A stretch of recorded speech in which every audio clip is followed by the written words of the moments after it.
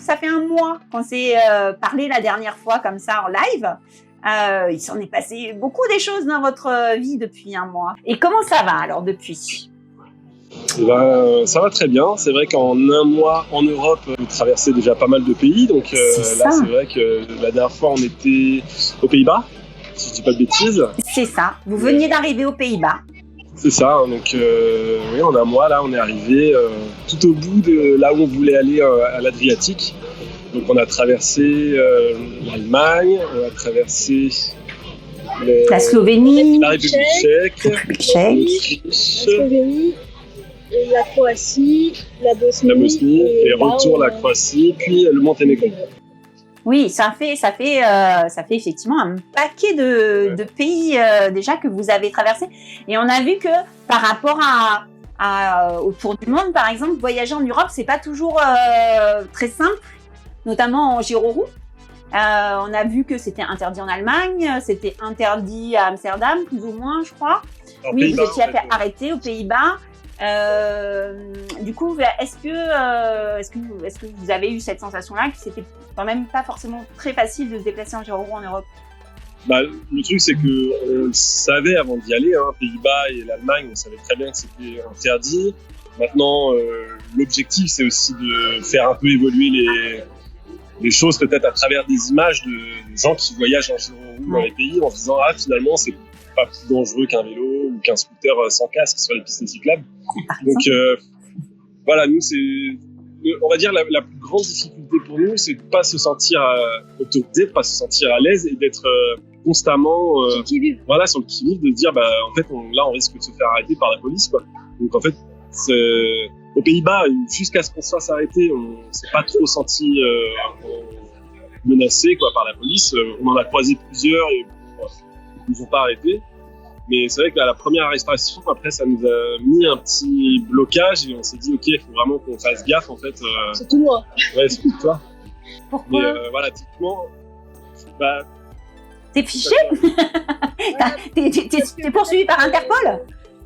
Je vais te faire poursuivre par Interpol. Ah oui, non, mais peut-être que toi, oui. Ça doit faire. Non, mais pourquoi t'avais peur ? J'avais peur de me prendre une amende et tout de suite ça plombe le budget de sa amende, c'est en plus x2. Se sentir dans l'illégalité, c'est toujours pas. Même si c'est rien, quoi. Enfin, je veux dire, il n'y a rien de dangereux ou quoi que ce soit, mais bon. Bref, du coup, c'était t'es pas serein. Un peu embêtant, quoi. Voilà, on n'était pas serein et encore plus en Allemagne, on a fait vraiment gaffe. Dans chaque grande ville, on faisait les villes à pied parce que on s'est dit, OK, on veut pas d'histoire avec la police. Voilà. Et dès qu'on a franchi la frontière République tchèque et Autriche, comme les pays, je les avais traversés, je savais très bien qu'on allait être relax. Et après, je me suis dit, plus on descend dans le sud, Croatie, je pense qu'il n'y avait pas de soucis, Monténégro, pareil, Bosnie-Herzégovine, et on n'a pas eu de soucis avec la police. Vraiment, tout s'est très bien passé après, ensuite, sur le voyage. D'accord, tant mieux. Du coup, Mélo, d'ailleurs, sur cette fin de voyage, comment tu vas ? Est-ce que on voit que tu arrives à faire des distances de plus en plus longues, là, 130 bornes en un jour. Vraiment, félicitations, parce que c'est quand même pas tout le monde qui peut le faire. On la ramène là comme ça, mais vraiment, c'est pas tout le monde qui peut le faire. Comment tu te sens ? Ça va beaucoup mieux. C'est vrai qu'au tout début, au bout de 10 km, j'avais besoin de faire une pause. Mal dans les pieds, dans les jambes. Maintenant, on peut facilement enchaîner 30 voire 40 km. On a mal aux pieds, mais tous les deux. Sans faire de pause, quoi. On peut vraiment rouler maintenant sans se dire, OK, il faut s'arrêter tous les 10 km. Là, c'est vraiment plus sur le voyage. Mais c'est vrai que passer une journée à rouler pour rouler, moi, j'aime pas ça. Pour moi, ça n'a pas d'intérêt de juste rouler et de rien voir. Si je fais de la roue, c'est aussi pour avoir des beaux paysages. Je pense que tout le monde sera d'accord pour dire, effectivement, il y a des conditions. Mais là, quand on vous voit rouler au bord de la plage ou ça, voilà, c'est sûr que c'est quand même plus sympa que effectivement. Non seulement c'est sympa, mais en plus, on peut s'arrêter quand on voulait, faire des photos ou aller se baigner sur les petites plages, les petites criques. Alors que si on était en bus ou en train, on peut pas dire « Attendez, là, ça a l'air sympa quand même, j'aimerais bien m'arrêter. » Voilà. Des fois c'est bien, des fois c'est pas bien. Le compromis, c'est quand même la vie en roue, c'est de pouvoir un peu être libre de notre trajet. Si on a des bonnes routes. Du coup, alors, donc on a vu là depuis que vous avez traversé donc 1 mois, ça fait déjà un paquet de pays que vous avez traversé. Là aujourd'hui déjà, premier petit bilan, quelle est la meilleure expérience, quel est le pays que vous avez préféré ou la ville que vous avez préféré jusqu'ici? Moi personnellement, j'ai aussi beaucoup aimé les Pays-Bas, notamment la partie hollandaise. Et puis on a aimé Amsterdam. Et la Bosnie. C'est vrai, la Bosnie. Petit pouce pour la Bosnie-Herzégovine, pays pareil où on ne sait pas du tout à quoi s'attendre quand on va là-bas. Et on a vu des trucs incroyables. Et vous restez relativement peu de temps du coup dans les pays. Est-ce que vous avez le temps quand même de vous imprégner de la culture, de rencontrer des gens, parce que c'est super court du coup. Est-ce que c'est pas un peu frustrant? Si. Des fois, ouais, c'est frustrant. On aimerait des fois rester 1 mois dans le pays, poser nos affaires et vivre comme les gens qui vivent ici. Le problème, c'est on s'attendait pas à ce que ce soit aussi cher, je pense, déjà en Croatie. Ouais. C'est devenu une destination très touristique depuis quelques années et les prix ont flambé. Donc, pas moins cher qu'en France. Ouais. Dans les grandes villes de France, voilà, on retrouve à peu près les mêmes prix. Et même en camping, en fait, on s'en tire à 50 € la nuit. On s'est mis quand même à peu près une deadline de retour, donc il y a aussi le fait de vouloir avoir le temps pour faire les autres pays qu'on avait mis sur notre liste. Du coup, on ne peut pas se permettre non plus de rester indéfiniment dans un endroit, même s'il nous plaît, même si... Oui, après en tout cas, on a fait quasiment tout ce qu'on voulait faire. Tous les endroits, les lieux qu'on voulait voir, on les a vus. Pareil, comparé aux pays d'Asie ou d'autres fois où vous avez pu voyager tous les deux. En Europe, on voit que par exemple, t'es beaucoup moins souvent hébergé ou il y a beaucoup moins souvent de camping sauvage, comme ça, un peu n'importe où. Donc forcément, ça fait exploser un peu le budget. Est-ce que vous êtes quand même dans les clous par rapport à ce que vous vous êtes fixé ou est-ce que c'est compliqué? Non, clairement pas. Je pense que le double.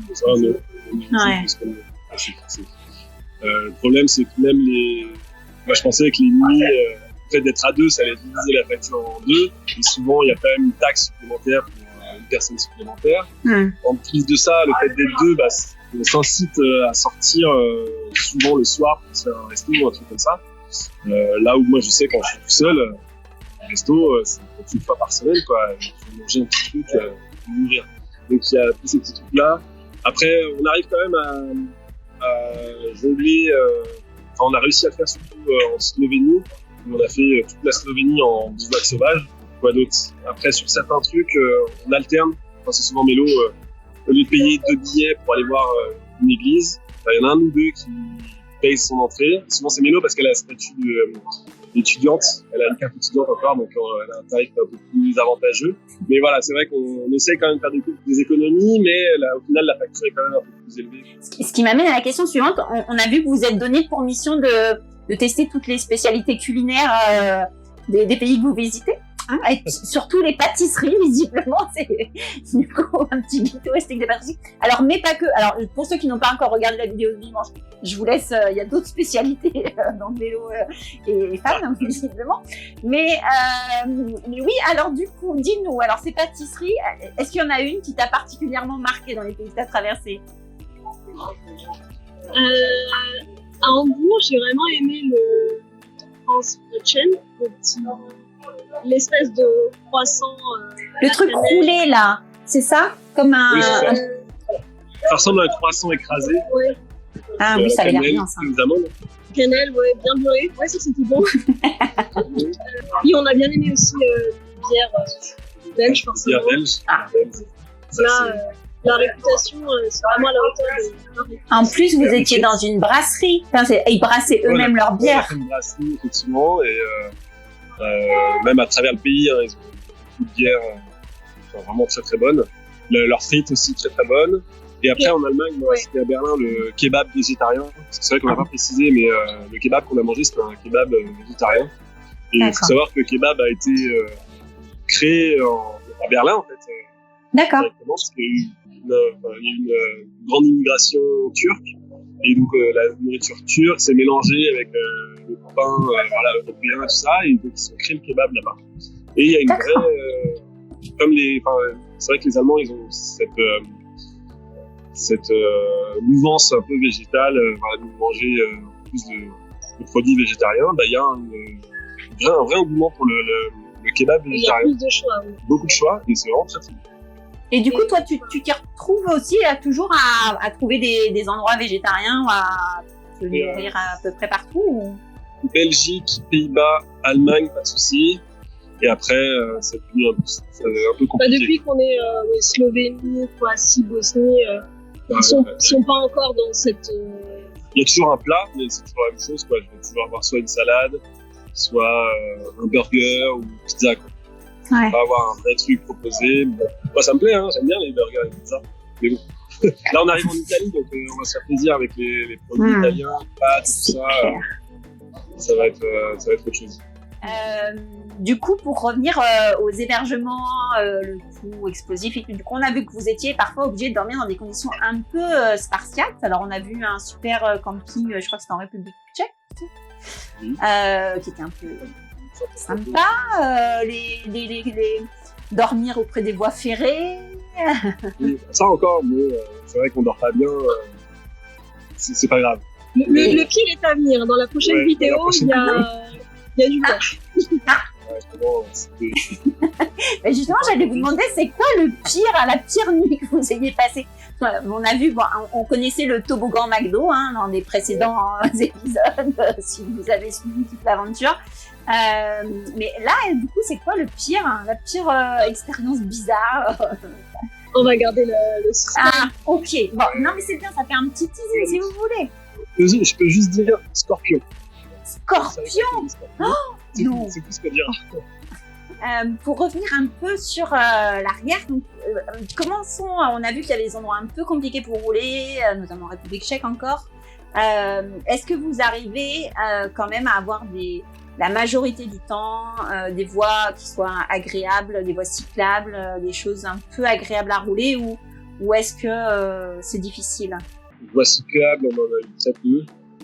En Croatie, ça a soit été des routes principales, donc avec beaucoup de voitures, soit tout de suite du off-road avec des gros cailloux, des petites routes cyclables sympas, agréables, on n'a pas trouvé. Tant mieux que ce soit dans ce sens-là, c'est-à-dire que notre itinéraire a commencé par de la voie cyclable, et ça permettait surtout à Mélo, qui était encore jeune huileuse, d'appréhender sa roue, d'appréhender le voyage, d'appréhender le sac, d'appréhender les longues distances et tout ça, et petit à petit, de temps en temps, quelques roues, quelques trucs. Et là, aujourd'hui, c'est vrai que depuis qu'on est en Croatie, voire même en Slovénie, c'est que de la route, et il faut tenir le cap, rester concentré sur ce qui arrive devant nous, ce qu'il y a par terre, et les véhicules qui nous doublent. C'est quand même... Oui, il vaut mieux que ce soit maintenant que... Dans les autres événements vraiment marquants, il y avait ce passage de frontière à la Croatie, quand même impressionnant. Est-ce que là, pour le coup, on parlait de sentiment d'illégalité, tout ça tout à l'heure quand on roule en rouge euro. Est-ce que là, vous n'êtes pas dit à un moment, on retourne en arrière, quoi? Non, en fait. Okay. On savait qu'en Croatie, en tant que Français, on a le droit d'y être, qu'il n'y a pas de tampon ou quoi que ce soit. Donc, en fait, quand on a vu la barrière, on était étonnés parce que c'était l'itinéraire cyclable, donc une petite route tranquille, comme on a l'habitude d'en avoir une pendant le début de notre voyage. On croyait que la Croatie faisait partie de l'espace Schengen. Donc, on ne s'attendait pas à ce que ce soit fermé. Et c'est après, en regardant, on s'est dit, oui, effectivement, non. C'est normal qu'il y ait une barrière parce que ça n'en fait pas encore partie. C'est prévu, mais c'est pas encore. Et mais après, on savait qu'une fois sur place, on craint rien, en fait. Et est-ce que vous avez, on n'en a pas vu beaucoup dans les. Alors, est-ce que c'est parce que c'est interdit que ça? Est-ce que vous rencontrez quand même des wheelers? Est-ce que vous avez croisé ou est-ce que vous vous sentez un peu seul? Non, le seul wheeler. Les Français en Bosnie, ils n'avaient pas leur roue, mais ils nous expliquaient qu'ils voyageaient en van. En caravane, camping-car. Camping-car, oui. Et qu'ils avaient leur roue pour faire des petites distances, se laver en ville, faire des petites excursions, des choses comme ça. Mais ils n'avaient pas leur roue avec eux. Et après, sinon, c'est en République tchèque. Il y a une petite communauté, finalement, à Prague, qui s'est créé là il y a quelques années. Ils sont peut-être une petite dizaine dans Prague. Mais voilà, c'est pas encore. Il n'y a pas autant de wheelers qu'il peut y avoir en France, en Belgique. En Italie, il doit y en avoir quelques-uns. Donc, oui, normalement, il y a une belle communauté en Italie. Oui, tu dois. Alors, je sais pas, est-ce que du coup, t'as prévu, t'as eu des contacts déjà en Italie Pas du tout. En fait, on n'a pas encore notre itinéraire précis pour l'Italie. Donc, peut-être qu'on va le faire là pendant la... Parce que là, c'est sûr et certain qu'il y a une belle communauté. Du coup, ok. Et qu'est-ce que vous avez prévu? C'est quoi la suite là? Donc là, vous arrivez en Italie. Et en Italie, vous allez faire quoi? On va faire la région de Pouille. Donc on a quelques points de chute. Puis après, on va monter tranquillement, mais on ne sait pas trop encore si ça va être Adriatique ou Méditerranée. Ou certainement un petit peu les deux. Ça, l'idée, c'est de prendre vraiment notre temps en Italie. C'est le pays où vous voulez passer tout le temps. C'est pour ça qu'on s'est gardé un mois entier, parce qu'on sait que ça va prendre beaucoup de temps. Très bien. Je crois qu'on a fait le tour. Merci à tous ceux qui étaient là. Merci à vous pour ce rendez-vous. Nous, on se retrouve dans un mois pour le live débrief. Ce sera pratiquement la fin de parcours. Hein, et voilà, comme dit Paul, je pense que c'est parfait pour terminer. Merci de nous faire rêver. Et top. Vraiment. Et bonne soirée. Faire notre nuit à chaque fois. C'est parfait. Bisous à tous. Allez, ciao. Merci à tous. Bonne soirée. Ciao. Ciao.